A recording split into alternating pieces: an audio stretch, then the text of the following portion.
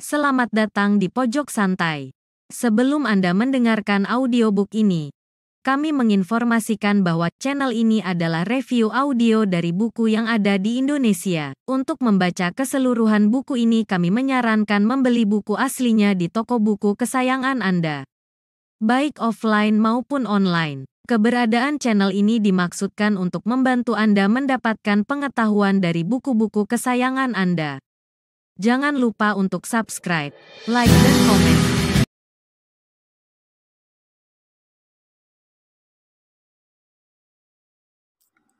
Selamat datang di Pojok Santai, channel khusus yang membahas komik dan novel dengan cara asyik.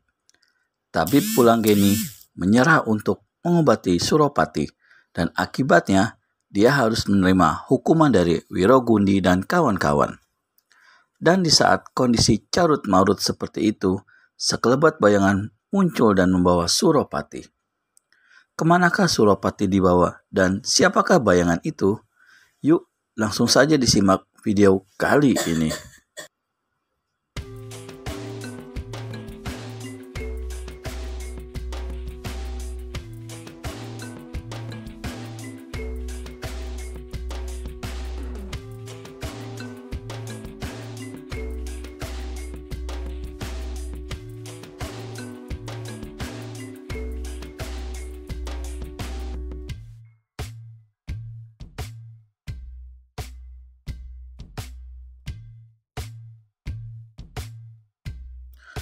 Tawanya tiada henti, membuat bahunya naik turun dan janggutnya yang panjang bergerak-gerak.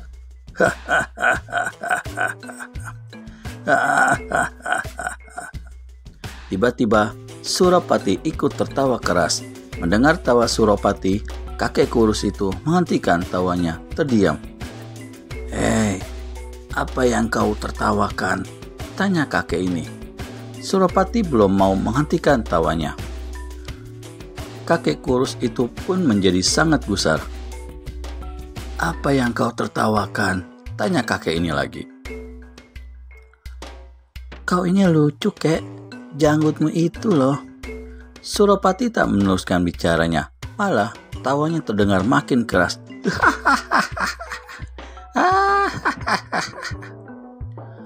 "Ada apa dengan janggutku?"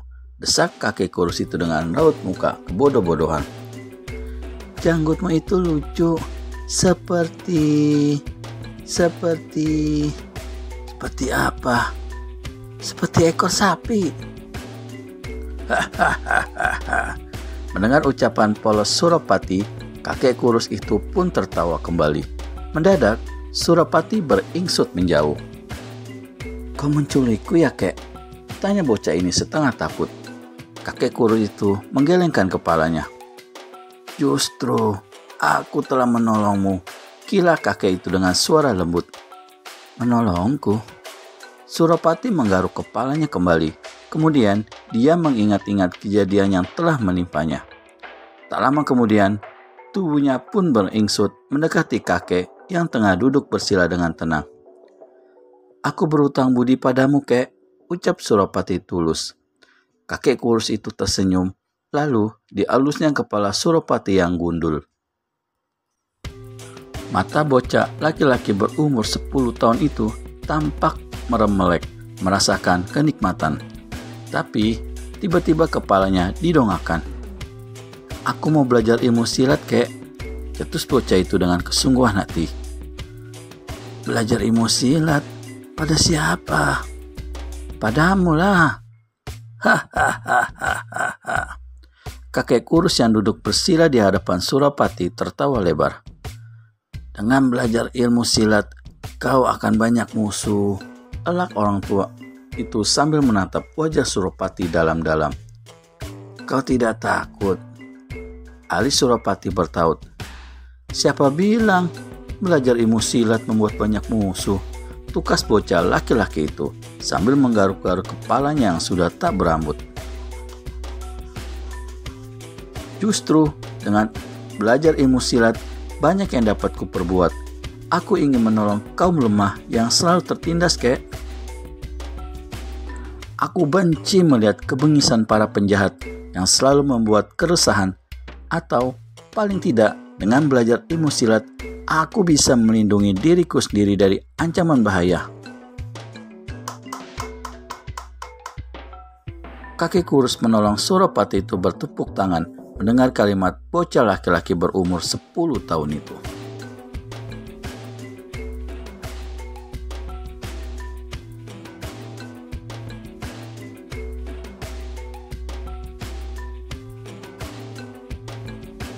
Wah, bicaramu seperti seorang pendeta pikun. Hahaha. Ledek kakek ini. Kening Suropati berkerut. Kau mau kan kek mengangkatku sebagai murid?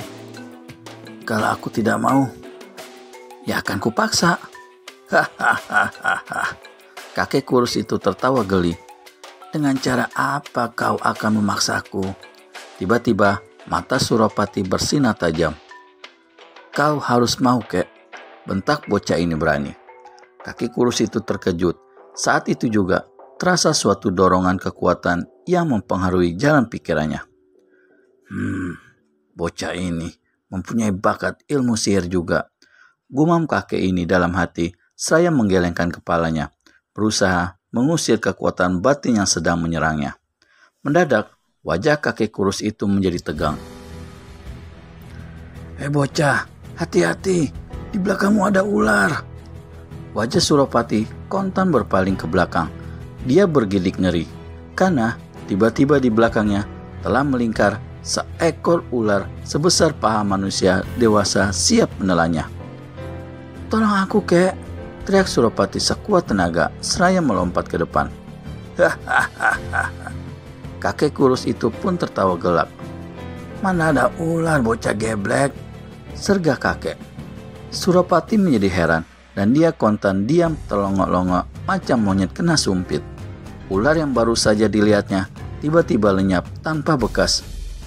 Ih, kau mempermainkan aku kek, cibir Suropati dengan bibir cemberut. Sungguhkah kau ingin menjadi muridku bocah geblek? Tanya kakek itu.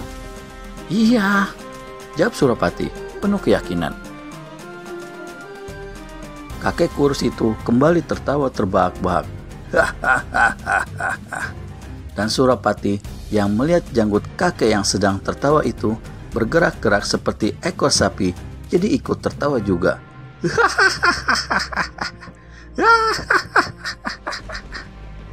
Maka kuil tua yang terletak di pinggir kota Kadipaten Bumi Raksa itu segera berhias suara tawa saut menyaut.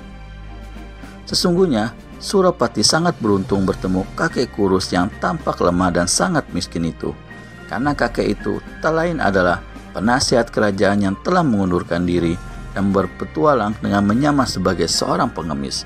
Namanya Pragowulung, yang bergelar si peri yang bertangan lembut.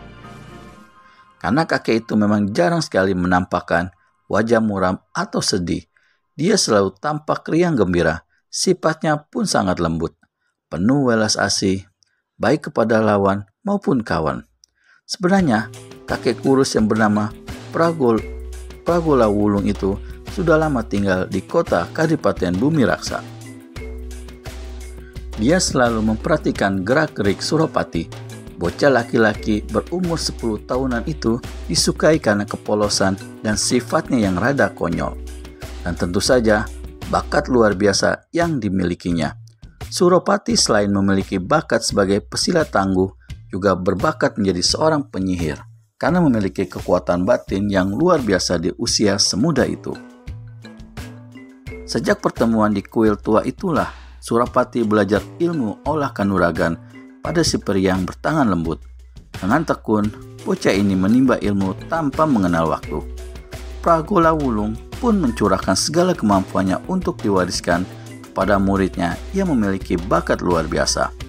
Sore hari, di Sungai Balirang, sinar mentari mengusap permukaan air dengan tenang. Warna kemasannya memantul menerpa pinggiran perahu para penambang. Sebuah rakit tampak bergerak pelan melewati semak-semak yang tumbuh di pinggir sungai. Seorang lelaki setengah baya bercaping lebar berdiri dengan angku di atasnya. Warna bajunya ungu, selembar kain merah tampak bergayut di pundak terbuat dari bahan mahal. Kain itu berkibar-kibar ditiup angin.